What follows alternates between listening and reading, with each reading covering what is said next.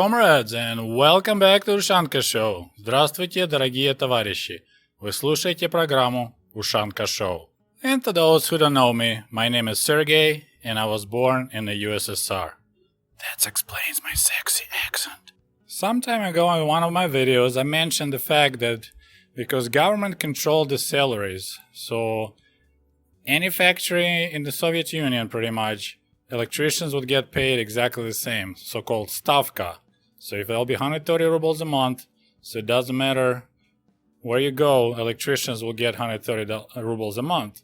So many people were looking for extra benefits, and what I mean benefits, like what items you could steal or carry out, as they say it, while working. So for example, you have option to work at some factory making tanks as electrician, or factory that processing meat. So now if you work at the meat factory, you can steal some salami, whatever.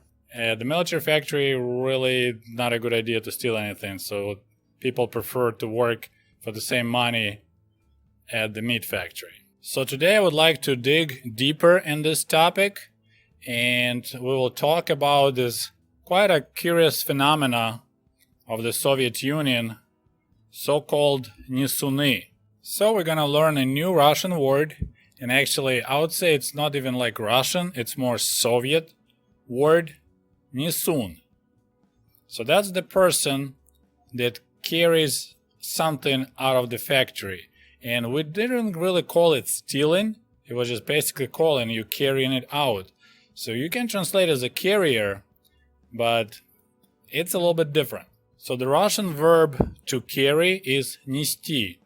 So this is what the kind of origins of this word NESOON, but there is actually a word носильщик, and that's people, for example, who carry luggage at the train stations. They used to be called носильщики. NESOON, it's kind of like this diminishing form, and it only means people carrying stuff out of their factories. Now, I want to make it clear. So this NESOON situation, we're talking only about blue-collar crime. Well, it was a crime, but so if the director of the factory or accountants, if they do some kind of, working the books, writing all things, that was a different type of, so the white-collar crimes were a different story, and I'm planning to make videos about that. This is we're talking on the basic level, so the blue-collar workers, factory workers, electricians, collective farm workers, carrying stuff out of work, taking it home. When I was researching a little bit on this topic, it's actually, there's an argument going on right now online, because we have quite a few people that miss Soviet Union, and they really trying to present like it was an awesome workers' paradise, pretty much. There's expression like you're trying to polish the turd. And so there's an argument how widespread was this situation with NESOON, with people carrying stuff out of the factories. And a lot of people, it's my belief too, that was extremely widespread. Pretty much any place that you could steal something, people did that. Others argue no, it was wasn't popular, it was only like people here and there. But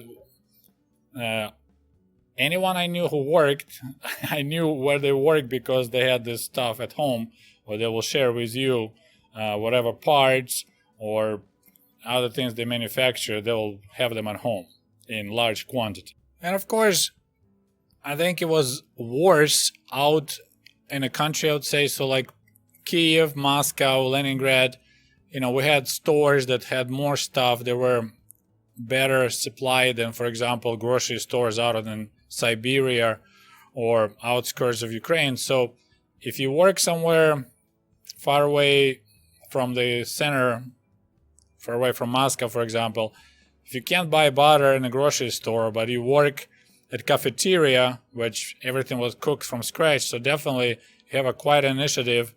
I don't think it's the right word, but you definitely interested is somehow cut the corners and not to use all the butter by the recipe so you can take some home.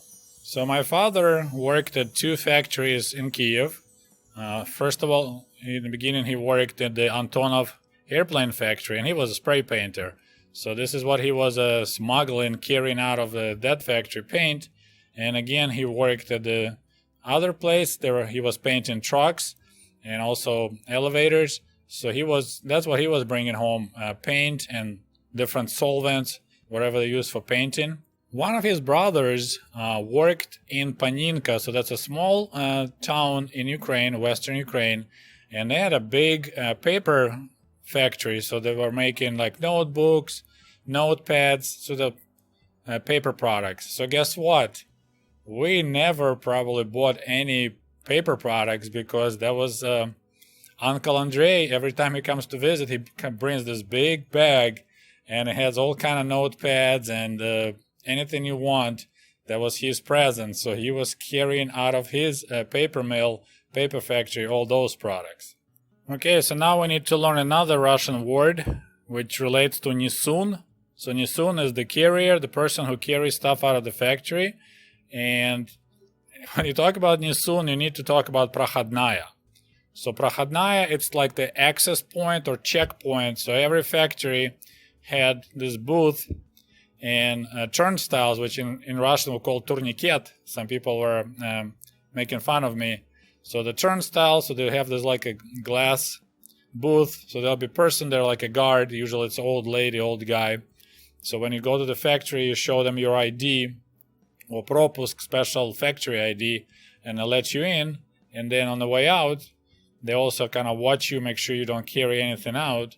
So prochodnaya, that was the main kind of way of people going into the factory and from the factory. And that's usually people, if they have small items, they smuggle right through the prochodnaya. So they hide inside of their clothes. Ladies maybe hide inside of their bras. People will attach inside pockets for their jackets, stuff like that. You know, if you have something liquid you're trying to smuggle, for example, if you work at the vodka factory or winery, then we use those hot water rubber bottles, you know, for heating your chest, and people just bring them to work, fill up with wine, and then you attach it with a tape to your chest and you carry it through prochodnaya. Another popular way to steal the stuff from your place of work would be, because every factory will have a fence around, usually it'll be a tall brick fence, you know, because they knew people are going to try to carry stuff out.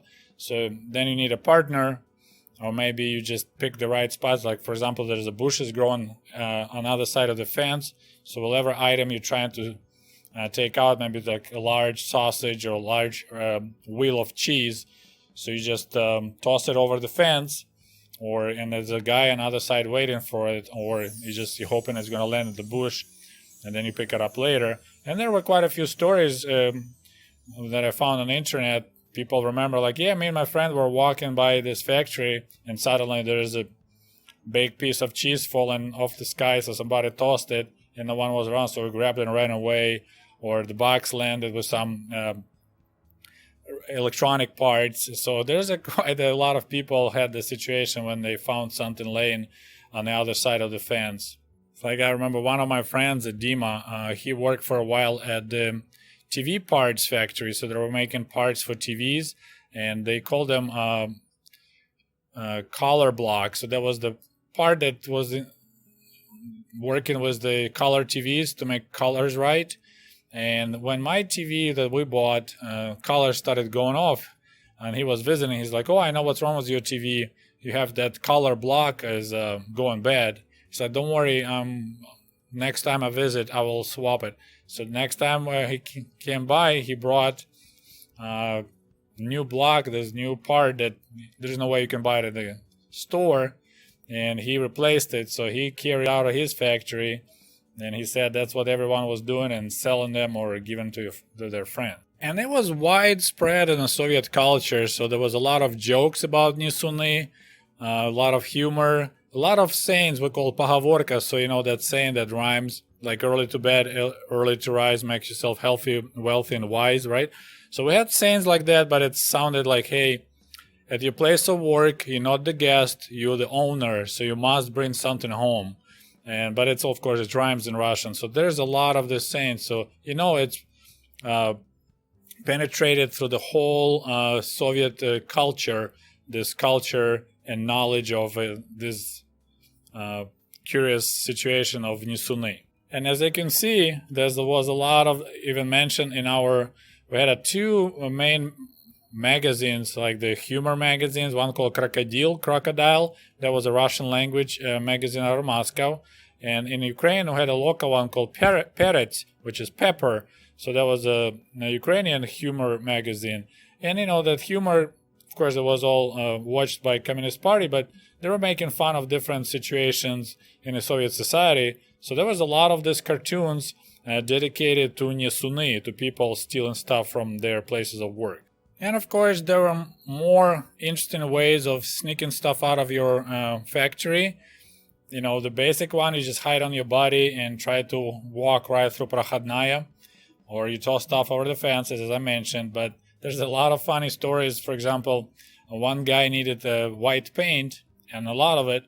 So at his place of work, he just filled the whole bucket with paint, took a brush, and his factory had a railroad coming into it. So he just started walking along the railroad tracks and started marking every fourth, not the rail, but the wooden pieces that go across. Forgot the word, I apologize. Called shpala in Russian. So he would walk in and just put the little paint mark on every fourth shpala. And then, of course, then he approached the gate, and the guards was like, "What are you doing?" He's like, "Well, I was told to mark shpali every fourth of one." So they're like, okay. So they opened the gate, and guy walked out of the thing, keep on painting the shpali. Then he walked around the corner, took his paint home, came back with the empty bucket, said, "All right, I'm done." So that was pretty ingenious way of stealing the whole bucket of paint.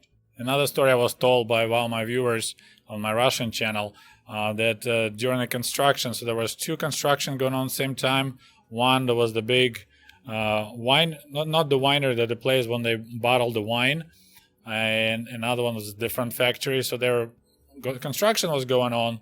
So they would take copper tubes to the wine factory under pretense that they don't have a welder working right.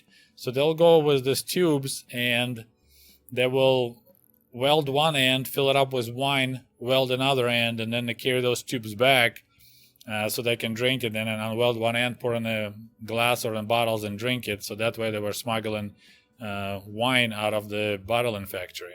And looking back, I'm kind of amazed because I never thought about it.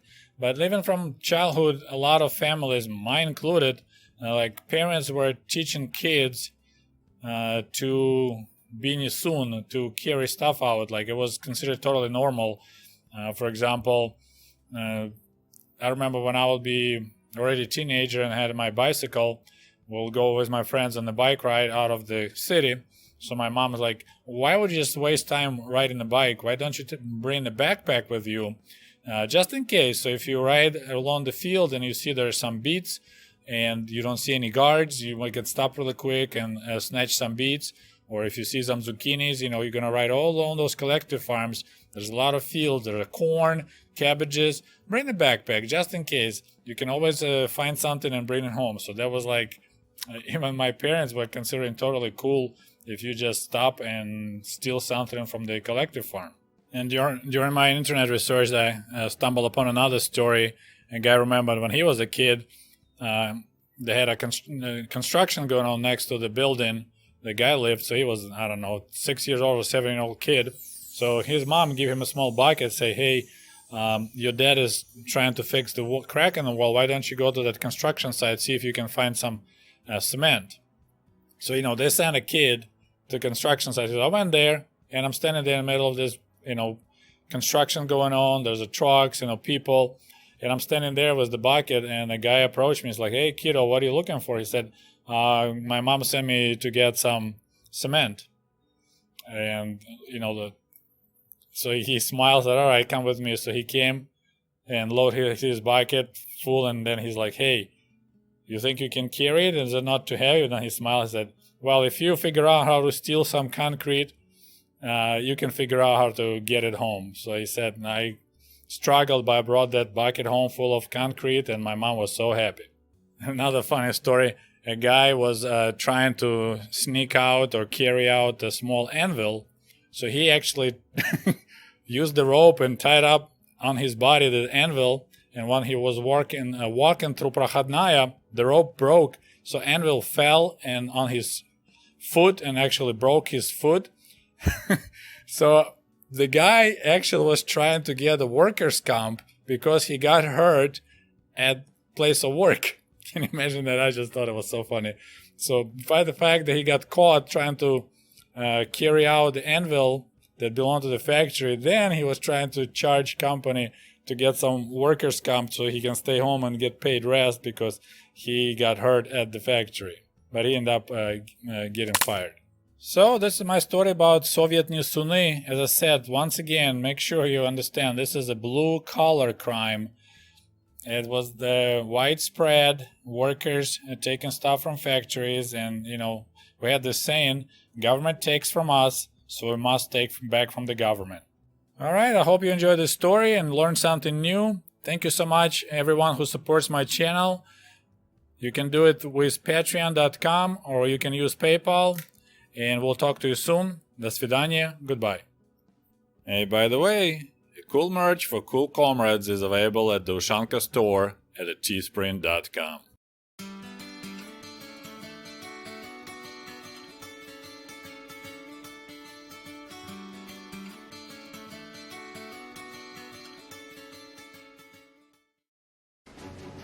And if you love my channel and would like to show your support, please click on the link below this video and become the patron of the Ushanka Show.